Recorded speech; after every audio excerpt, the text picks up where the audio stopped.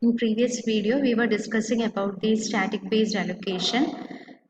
So here for that we are considering an example in which a subroutine calls were there. So here the functions they are being stored in the memory C. Okay, the statements it is being stored in here, and the D will be having the data part. Okay, so the compiler will be storing some information related to the variables here. So starting with the global variables, global data, it is being stored here. And then main function.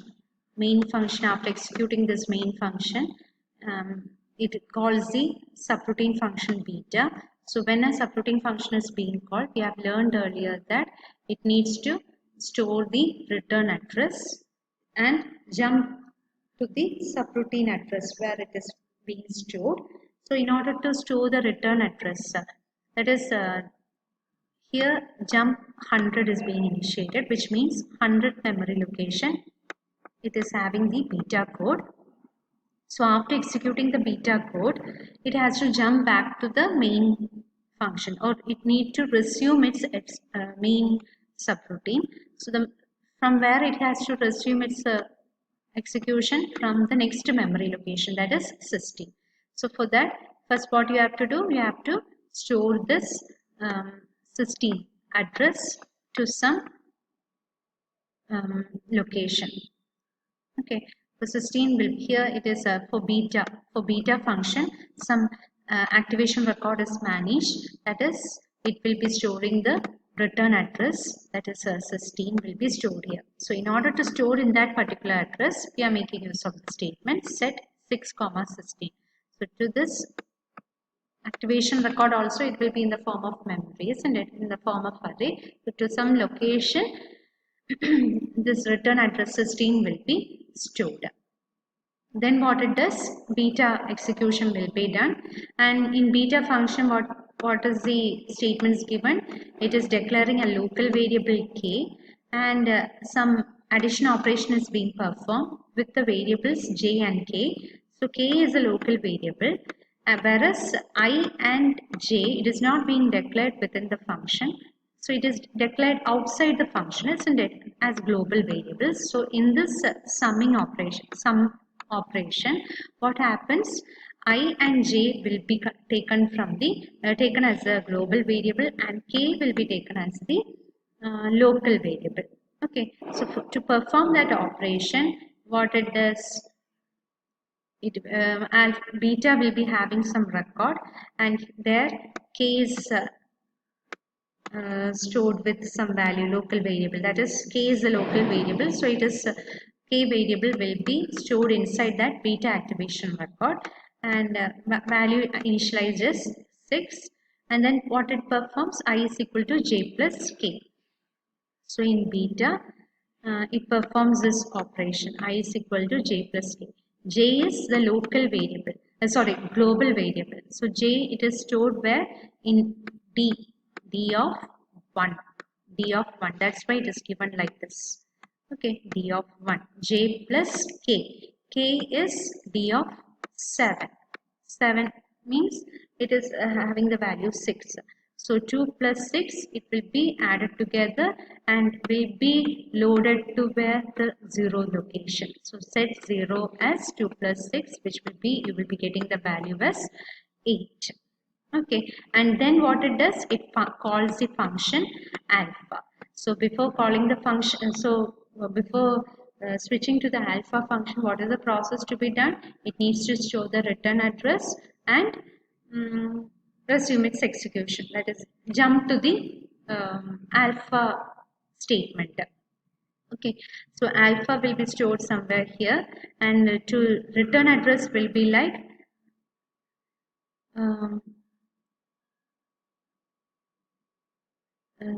so here,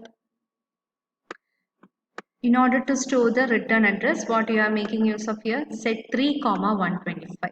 So here activation record of alpha, it starts from 3. So 3 will be having the return address 125, which means 122 is that sum operation. 123 will be having that assignment, that is to some memory location value will be stored, and jump 50 will be like jumping to that alpha code, and so 122, 123, 124, and last next resume at operation will be like resumes from the next memory location, that is 125. So 125 will be stored, will be assigned. Okay, so that's how here set 3 comma 125. 125 is the address from which it should resume its operation. Okay, so here the return address of the return address that is stored in the alpha activation record will be 125, which means after executing the alpha code, it resumes the beta function. Okay, after executing the alpha code, it resumes the beta statements. So for that, the next address location, that is 125, will be set over here in this alpha activation record. Okay, and then inside the alpha function, what it does, it is declaring two variables I and x, initializing two variables I and x. So here just make a note of that. One variable I is at first declared as a global variable, and I here it is taken as a local variable inside the alpha. So if any I variable is used within the alpha, means it will be accessing only the local variable, not the global variable. Okay, so here I and x will be the local variables inside alpha. So I and x will be initialized over here, and I is initially it will be stored as 4, and x will be equal to 5. Then what it does, after executing some statements, it performs this operation I is equal to I plus k plus x. So I is equal to, plus equal to means I is equal to I plus, that comes over here. Okay, so I plus I will be like the local variable I, and it is load where it is being stored in D4. So the D4 will be taken over here, and then what it does, it adds it with the k and x. K will be taken, local variable is not there, so it will be taking the value of k, that is a global variable. It is loaded in which location? D of 2. So D of 2 plus D of 5, that is x, here it is taken x, local variable x will be taken. So x is loaded in which location? 5. So D of 5. So summation will be taken of these three values, summation will be taken, and where it is being stored, it is set in location 4. So 4 will be replaced with a new content as what? I is equal to I plus 4 plus 3 plus 5, which means 7 plus 5, which is equal to 12. So hence the value stored over here is 12. Okay, so this is a way in which the operations will be performed, and how that is how the data is being stored in case of static based allocation. Okay, in case of static based allocation, it will be having it will be given an absolute address, and it will be created during the runtime. Those addresses will be created during the runtime. Okay, so these addresses and locations, they are all created during the runtime. You can just remember the concept of the system software. During the runtime, the address being initialized, address will be allotted to the instructions, isn't it? അപ്പം ഏത് location തൊട്ടാണോ load ചെയ്യിക്കുന്നത് അത് base ചെയ്ത് data instructions will be stored in the memory. So this is a case with static based allocation. Next is the stack based allocation, in which allocates memory for subroutines on demand. So in this case, what happens, all the subroutines, it is being given some location in the memory. Whether the function is being called or not, all the functions will be stored in the memory. Main, alpha, beta, everything is being stored, and separate addresses will be there to jump from one code to the other. So if the particular code, if it is not being invoked, means that portion of the code, it will be a wastage. So next form of allocation, what we are going to see next is stack-based allocation. Stack-based allocation, in which allocates memory for subroutines on demand. Those subroutines which is being called, for them alone memory will be allocated.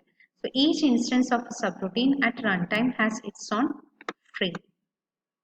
Also, this frame, can also be called as activation record, which will be stored on the stack. And this activation record, it will be having this much contents that we have learned earlier, like arguments and return values, local variables, temporaries. What is the temporaries? It will be having some intermediate values which will be stored for some calculations. Okay, and then bookkeeping information. So these are some of the information which will be managed in the activation record, and for which subroutine it will be managing the record, for the subroutines that is being called, not for all the subroutines, for only the subroutines that is being called or that is being invoked. For those subroutines alone, it will be maintaining a frame inside the stack.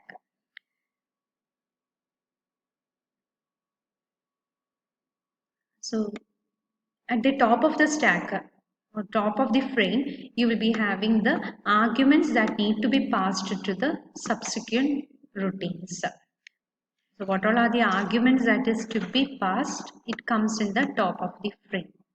And other informations are implementation independent. It varies from one language or machine and compiler to another. So related to this arguments and arguments,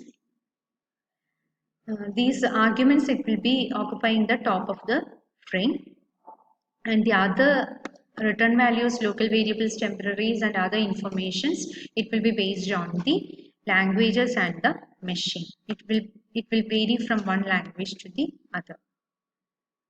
So it's stack-based allocation. You can see the diagram like this, in which you are having some procedures A, B, C, and a main program is there.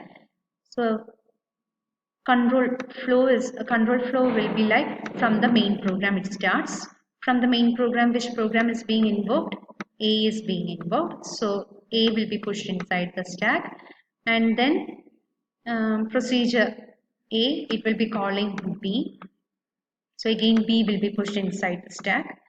And inside B, what happens? If a condition is true, it invokes again, it calls B, else it will be calling the routine C. So if true means B will be invoked, else C will be invoked. And procedure C, it will be calling the D subroutine and then E subroutine.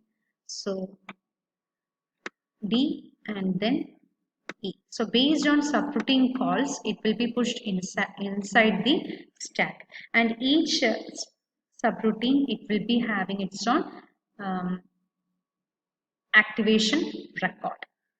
Its own activation record, in which the top of the activation record, it will be having the arguments, and other information, it will be varying. So in order to access the information from the activation record, it will be making use of the FP.